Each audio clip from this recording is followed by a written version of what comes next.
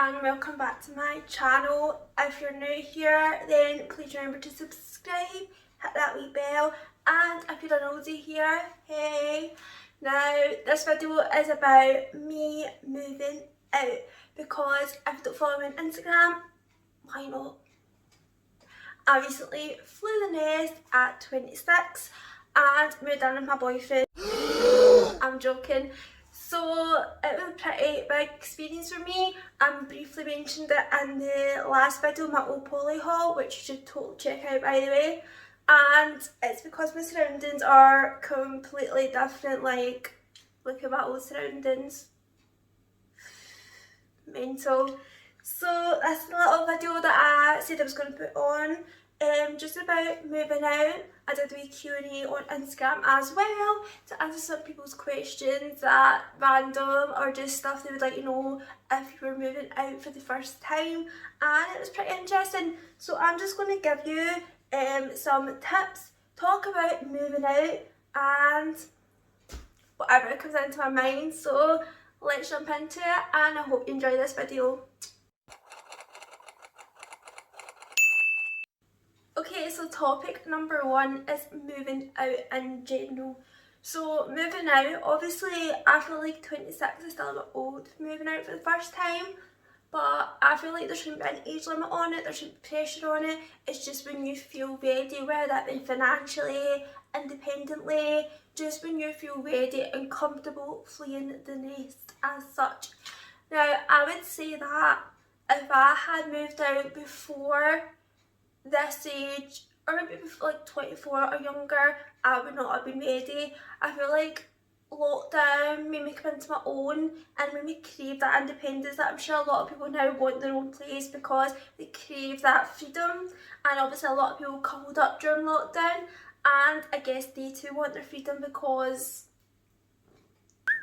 you know, so people want their freedom now, and moving out is more appealing now, and people have grew to like their own company a lot more. When I moved out, it definitely wasn't a shock to my system. Like, I thought I was going to move out, I was going to miss home, I was going to feel out of place, out of sorts, but it was the most natural, smooth transition ever. I don't know if this is the case for everyone, it might just be for me personally, but I felt I was just ready for it. And my boyfriend isolated with me in lockdown, so I felt like we were at that point where we were totally ready to live together. We knew what to expect, and that made it easier because you weren't on your own as well. But as soon as I moved out here and I visited back my family home as such, a week later I didn't feel like I belonged there. I didn't feel like that was the place I'd lived for 26 years. It was the weirdest feeling, but I walked in and I was like, I don't feel like this is mine anymore. I don't feel like this is my home. And I walked through the door to here and I was like, this is my home. So it's such a nice feeling, and I just settled in immediately. It was the most smoothest transition. And even though it was in December, it was totally hectic. So I got told in December that I had been accepted for this flat, and obviously December is pretty hectic in its own. You want to get all these things done, shopping done, you're financially struggling.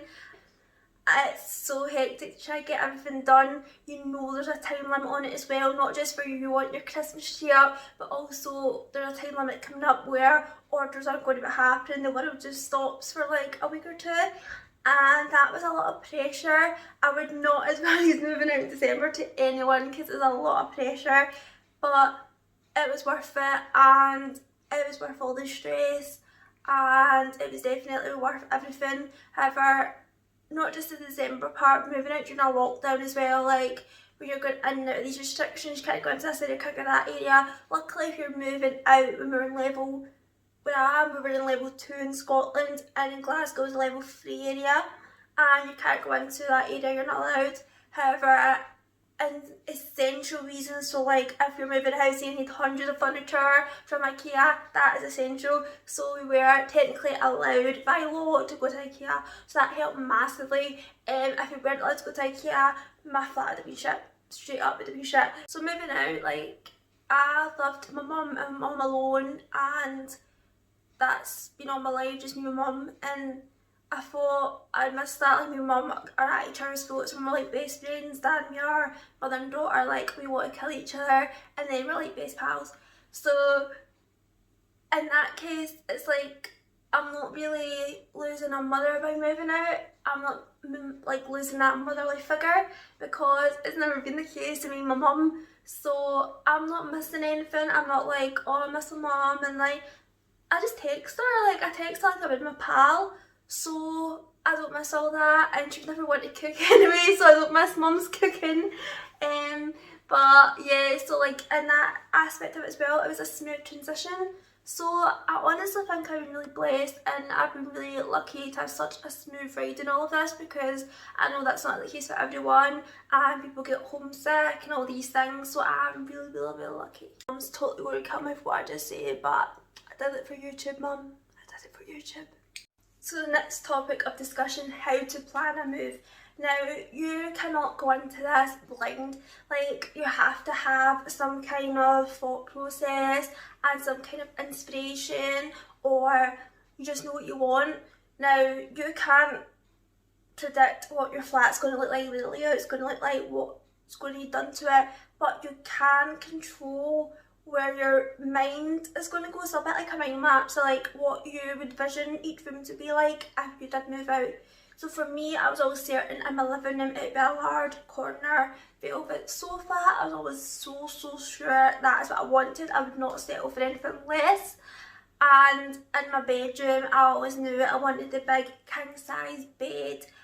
In my vanity room, well, in fact, let's talk about that. I always knew I wanted a second bedroom, and if I got a second bedroom, it would be a vanity room. I was always 100% sure on that. Like, if I got a second bedroom, it was a vanity room, that was it. So I did get a second bedroom. It is my vanity room, and you can watch a little video up there as we talk. Now, this room is my absolute favourite, and I was always sure that I was going to get the big like double desk for work and for play, i.e. makeup, the big packed built-in wardrobe, and the most Instagrammable shelf like ever. So I knew what I wanted, and that helps massively. Like, if you go in and you don't know what you want, you're going to struggle, and you're going to buy a lot of shit you don't need. Something else I definitely recommend is when you see something online and you're like, oh, I really love that, I would want that in my house, but you don't have a house yet, save it on your phone in a little folder saying home. Keep everything stored in there because it comes in handy. For the past 2 years, we like a little home album, and it's like, it could either be photos I've seen online, Pinterest, it could be someone's like home Facebook, it could be an influencer, for example, her backdrop. I took inspiration from that. Like the setup of this, I seen some very black and white toned shelf, took inspiration from that. The shelf itself, I took inspiration from Instagram because it's absolutely everywhere. It was just taking all these little pieces. Like, even if you walk around IKEA, you'll see certain layouts and how they place things, so you'll go, I really like that. Even just that, take photos of it and put it all in this home album, and you'll actually thank yourself, because I actually stuck to my home album or wasn't too far off it. So I definitely did go back to it. It wasn't just a pointless album on my phone, but the transformation is just, watching it back, it really does get me. Like, I can't believe we made a house a home, and I'm really back to the feels. So I honestly, like, I can't believe we made the house a home. It's amazing how everything came together. And the living room, for example, the living room is honestly just everything I could have dreamed of and more. It is so nice, it's so cosy, the walls are simplistic but still amazing. The transformation from just a bare room to putting a slick of paint over it and then just getting furniture in is nothing short of incredible, and I'm so glad that me and my boyfriend agree on all these things, because if we didn't agree on things we liked, it would have been a really shit ride. So thank God we have the same mindset, or at least I can convince them to that mindset. Now, for anyone who wants that kind of walk-in wardrobe feel, I highly recommend using IKEA pack system. You basically build your own wardrobe. They do have custom built wardrobes that are walk-in and stuff, and they come with all the accessories. Exactly, I cannot believe how good this system is. It is something you can change over time. So say you wanted a basket added in, you can do that. Like, it is something that will be with you for many years. So easy to build as well. Like, it's once you know what you're doing with it, it's easy. I knew I wanted a pack system wardrobe. I always have. And my mum and that were like, oh no, you don't need something like that. Now they've seen it, they're like, girl, I know why you wanted it. It is life. This section is Q&A time. What you asked me on Instagram and I'm answering. So first question up, where do you recommend for furniture shopping? Now, in terms of this, I would recommend IKEA. IKEA straight up is the easiest. It is all flat pack, but it is stunning. If you want simplicity, you go to IKEA. If you live in Inverclyde, there's a place called Carol's Furniture. In terms of furniture, we got a couch at a kind of retail park in Paisley, and it has all these amazing couches. It's probably the most luxurious spent in the whole house put together. It was not cheap and we're paying up monthly, but I would definitely recommend don't just buy a couch straight up and leave yourself short. I would definitely recommend a payment plan. However, please, please, please make sure when you're asking that it is 100% interest free, because you don't want to be making a commitment, you don't want to be paying back all these debts and not being able to keep up with it. Please, please, please make sure you get an interest free plan, because as soon as I asked about finance for it, I was like, is this interest free? Please let me know. So we paid a deposit on it and then we pay it monthly, and I would say that's definitely the way to go about it. You can get the couch that you want without worrying that you can't afford it. Like, pay it up is probably the most sensible option if it's interest free. Furniture shopping as well, like for all your little bits in between the range, B&M or Lifesavers. Like, I'm never out of the place, I'm always wanting something extra for my flat in there. They're great. Places like Amazon for like all your bits in between as well. However, always check eBay, because I have found that Amazon, yeah, might give me prime delivery and that's great. If I'm in a rush, I'll get it next day. However, if you're not in a rush, eBay sometimes has the product, sometimes for up to $5 cheaper.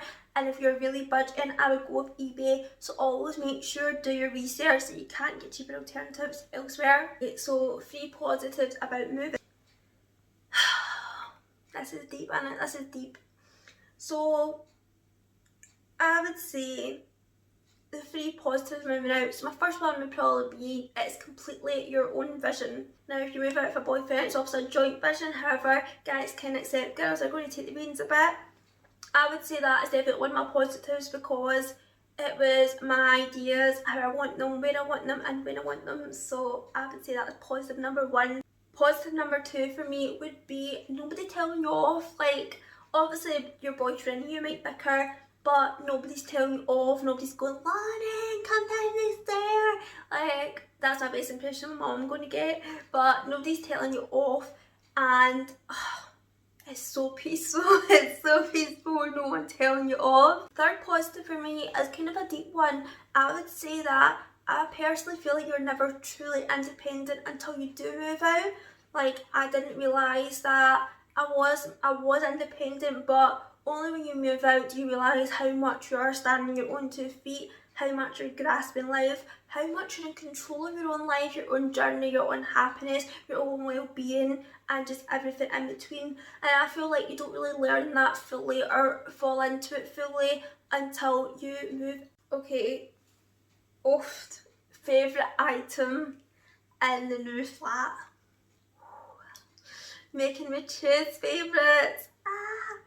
Okay. I would say the couch. Because there's just no other couch like it that I've seen in my life. Like, I go to my mum's and I used to think that couch is amazing, and I go back now and I'm like, this is shit. Like, the couch is just too damn comfy.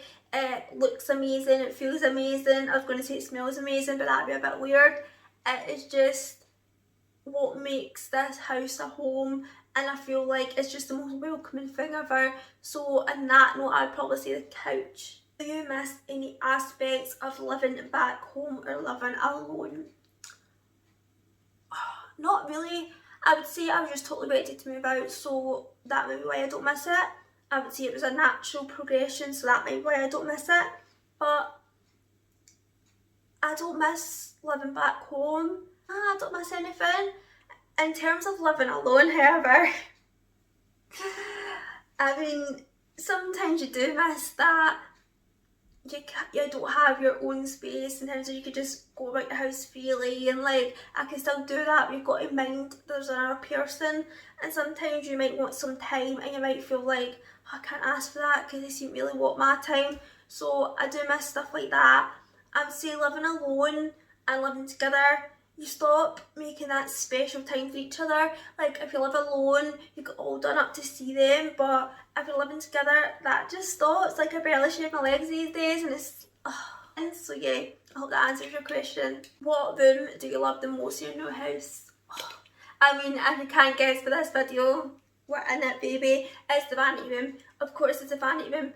I love this room so much. It's just from the flooring to the walls to the furniture to the little details to the lights. It's just my favourite place ever. And if you get a second bedroom, hon, I highly recommend you make it into your little den. So that's vanity, crafts, anything, make it your own.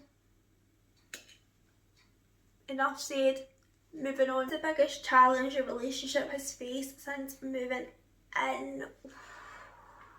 Do you want the truth? Nah, I'm joking. I would say finances. I would say trying to come together as a financial team is pretty tricky. It can cause a bit of tension, a bit of resentment, but you've got to communicate your way through these things. I cannot stress that enough. If you don't communicate, they just bubble up, and take it from me, it gets you absolutely nowhere. So sweat small stuff, really. I would say that's probably one of the biggest things our relationship's faced. Maybe the loss of spark. I think with lockdown as well, you kind of get comfortable, maybe too comfortable. You can't go out on date nights, so, and then you're also living together 24/7. He isn't going to work, he's working from home now. So I would guess my relationship has suffered maybe a wee bit of loss of spark, but I'm totally confident, like I love him to bits, that'll be fine once we can go out in the world again and actually live our lives. And yeah, I would say the other thing is definitely finance now. You have to work as a team. You have to either decide you're taking that bill completely or you're splitting it in the middle. You just have to then negotiate all these things and move in, write down all your expenses for the month, I would recommend, and what can you afford, what can you afford, what you're going to split, what can you straight up not afford, and what is fair that you pay and they don't. So yeah, I would say finance is probably the biggest pressure slash struggle slash inconvenience when you move in together. Okay, so my next question is, are you nervous for all the extra responsibilities? Yes and no, right? I totally understand all the responsibilities and stuff. However, if my boyfriend didn't take as much control of all the accounts as he did, I'd probably struggle with the extra responsibilities, yeah. Like, he's quite good at all that, he's quite handy with going on all the accounts and taking control of it. If I didn't have him, I'd probably struggle more than I am. So I would say, right now, no, I'm not like nervous for all the extra responsibilities. I'm handling it so well, we're working as a co-team really, really well, and I would say no. However, if it was just me living myself, possibly. I'm a sado, that's how it starts, like I'm a sado. I want to know organisational tips and favourite cleaning products. Girl, I'm so glad someone asked, honestly, like, this is my favourite subject. I need a whole video dedicated to it in its own. Like, I love this subject so much. But through this, I'm going to like do a video over me and hide this face. So I would definitely recommend things like anti-slip drawer mats for storage. Now, I did not know these existed until my mum seen them in B&M recently, and obviously I needed them too. They come in grey and they come in a cream colour. These are amazing for inside your makeup drawers because, as you know, if you get the little acrylic pots, which is also a storage item, they slide around everywhere and it's quite inconvenient. So I would say these mats are amazing. Now that brings me on to the next thing. As previously mentioned, an IKEA Pax wardrobe is something I highly recommend you need in your life. Now it is just organisational heaven, it is just everything you want, especially the jewellery compartments. However, I have seen alternatives on Shein if you just want to make a simple drawer in a pre-existing drawer in your room into a jewellery cabinet, then you totally can. So I will definitely leave that in a link so you can see those. But if you get a Pax wardrobe, however, your drawer will pull out of your jewellery, and that there's something just so therapeutic about that. I can't even explain it. Different size storage boxes are like a dream come true for me. B&M has this aisle, right, and it's just like two massive, like, you got the aisle and each side is just storage boxes, and it's just something else entirely. I spend at least 2 days a week in there, and I always leave storage boxes because it's just so easy to just store everything away. I like things organised. You can get grey, you can get white, you can get pink. It is just really good to organise, and such a small spend as well. Now the cleaning part, I don't think you actually appreciate or understand Sephora until you really do move out. Like, I always knew it was good, it had these nice smells and stuff, but only when you move out do you proper fall in love with it. Like, I got I think it was the winter spice one. I'm putting in my mop, I'm putting in a spray bottle, I put it in absolutely everything. Like, Sephora has life. Like, these grey scrubber things I got in B&M, they are amazing for wiping down the kitchen and any other little spots, like on your Sunday clean. They're so good. One end has the kind of gritty side to take off stains, other is just a wipe.